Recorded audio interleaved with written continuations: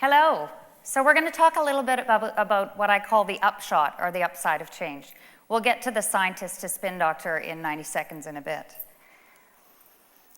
If you think about change, or even if you do a quick Google search on change, you'll turn up hundreds, if not thousands, of articles, studies, references, and quite honestly, even TEDx talks on change. And they deal with managing change, the stress associated with change, all kind of aspects around change that lead to stress.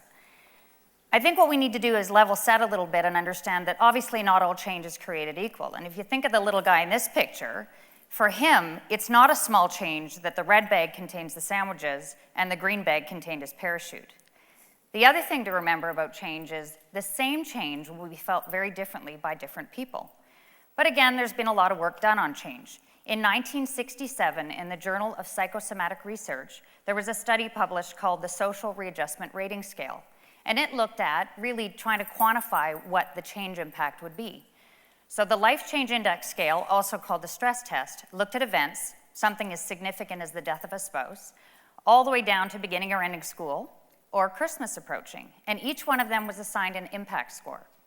What you would do is you would consider if any of those events had happened, or the likelihood of any of those events happening in the next 12 months, and you would use that as a factor and multiply it against the impact score to give you a total sum, which was called your life change units. If you had a high score on the life change units, that related to the likelihood that you would develop an illness of some sort. So if your life change unit scores was over 300, there was an 80% greater likelihood that you would become ill. So I think we can fairly establish that change leads to stress, and stress leads to illness. And if you have any doubt about that, you can consider the Lululemon bag, which of course has all the truths in the world in it. And this one that I've circled said, stress is related to 99% of all illnesses. And I can make that little joke because I spent part of my career there defending sometimes what was on those bags. So let's go back for a minute to the Life Change Index scale. And these four items all relate to a change in job. And that's really going to be the focus of the remainder of my talk, is changes and stress associated with changes in jobs. So the business readjustment, different line of work, responsibilities at work, and work conditions all total to 124. Recall that first slide that I showed when we talked about the highest impact, the highest score was 100. So if changing a job would create as much stress as 124 life change unit points, why would you ever decide to do it? And in fact, for many prior generations, including me, and I'm about to turn 50, so I'm in that group, people didn't change jobs. You were in the same job for enough long time. You were in jobs for 20 years, 25, 30, 40, 50 years in the same job. But that doesn't necessarily exist for people today. Many of my friends who are my age have been in the same job, a lot of them with the same employer, since they graduated from university. And they're largely regarded as very successful. And they are very successful, and society recognizes that. They give them 25-year pins and gold watches, and you have access to pensions. So there's a lot of really good parts to staying in a job for enough long time, not to mention the experience that you gain and everything else. And society really values that loyalty and commitment. But I took a very different path.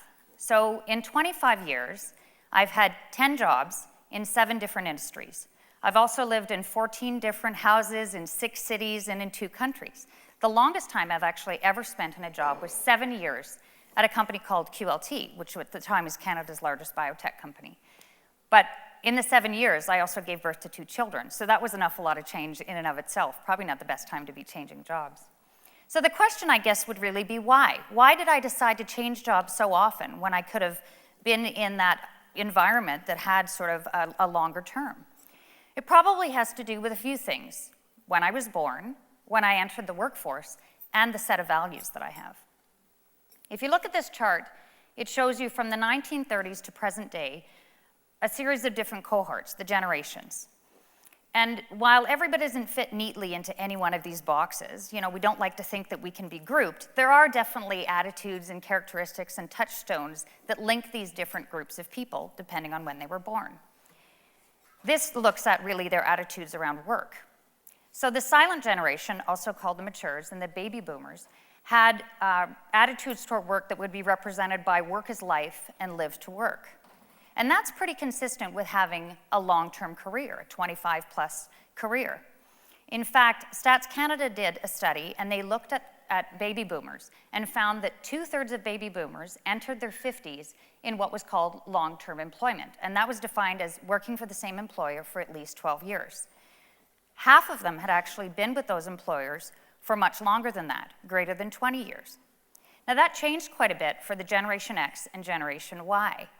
The Generation X spend a much shorter time. So according to the study, they have 3.2 jobs in their first 12 years of work. What's interesting is the Generation Y group is already spending 20% less time in their jobs. They have roughly 4 jobs in their first 12 years of work. There was, in 2014, a very large review of 7 million resumes by Workopolis, and they found that actually people are, on average, having about 15 different jobs in their careers. What was more interesting about that data was that the younger you were, the shorter you tended to be in a job. And that number went as high as 40 jobs and 10 different career paths. So that's a lot of change, and a lot of change that is occurring for those groups. It appears that the jury's still out on the Generation Z, and as they enter the workforce, we'll see what their attitude is going to be towards work. But job hopping is definitely considered the new normal, and now 51% of people spend less than 2 years in their jobs. Well, what does that mean? That means that employers, employees, people entering the workforce are going to start to have tools to adapt to this.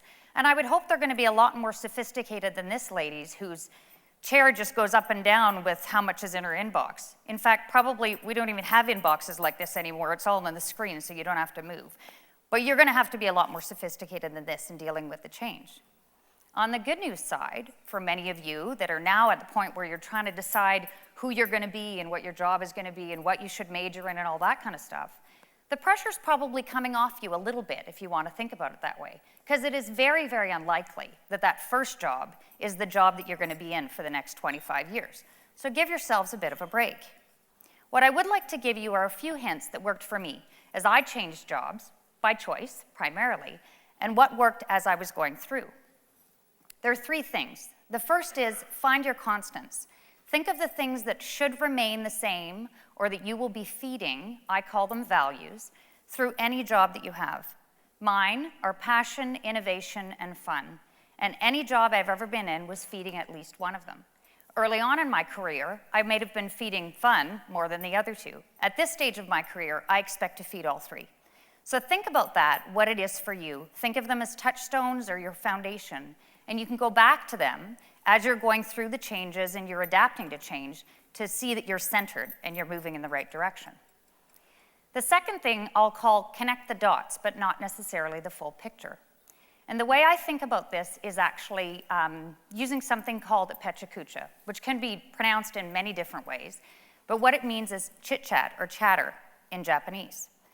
The Pecha Kucha, or Pecha Kucha Nights, were started in Tokyo in 2003 by a couple of architects. And the whole idea behind the Pecha Kucha was to give young architects the opportunity to share their work. But I guess the problem is if you hand a creative person a mic, they might go on forever, and you wanted to have these shortened.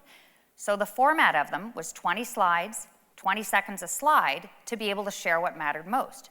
What that creates is a requirement for discipline, sharing only those pieces that you really want to get across to the audience. The way I used that was when I was at Lululemon, one of the things we wanted to do is to understand who we were being in our roles. And so we would look at, in our lives, the impacts that had occurred or things that had happened to us, let's say 10 things that had happened to you in your life that made you who you were today. And I was having to give this presentation, and I happened to be at Whistler with my children, and it was, of course, due on a Monday, and this was the weekend, and I didn't have access to any of my images that I would have wanted to use. But I did have my iPad. So my kids at the time were 7 and 9, and I gave them my iPad and said, okay, Mommy's going to tell you stories about things that impacted her life, and I want you to draw the picture. And that's what I was going to use as my slides. And this one was very revealing to me. It happens to be a very personal story. When my husband and I were together, at first we wanted to have a family, and we tried for 2 years and had no luck. And I can tell you that was a very, very difficult and emotional experience. And when I would think about it, I would think about all the pieces around it and how tough that was. This image is what my daughter drew when I told her that story. So there's Mommy and Daddy, lots of love between us, but 1 + 1 = 0. And that was kind of all I really needed to take forward from that. Obviously, the story ends well because it was my daughter that drew the picture, so it must have worked out. 1 + 1 ended up being 4. What I want you to take from this, though, is I've heard a Pecha Kucha described as the rough draft, and the TEDx is an ideal that is fully explored. So I would suggest to you, as you go through lots of changes, take only what serves you from your past. Think of your past as a Pecha Kucha, but remain in your present and get every experience out of whatever short time you might have in your job. Live your life, really, as a TEDx, as something that's fully explored. So that takes me to my third and final point that I want to talk to you about. And that's really, no matter what you're doing, the art of storytelling, mastering the art of storytelling is going to be actually quite important for you. I didn't know that I'd end up in a job where I was telling stories and marketing and doing that kind of stuff. I started my education in science. I did an undergrad in biology and biophysics. I loved science so much that I went on to do my master's in microbiology and immunology. When I was doing that, I realized I actually like spending time with humans more than I like spending time with mice, so I followed that up with a second graduate degree in business with a focus in health. Part of that was a co-op program, and I ended up through that with a full-time job at the Children's Hospital of Eastern Ontario. From there, I came to British Columbia, and I worked for the BC Transplant Society that deals with patients that have had an organ transplant.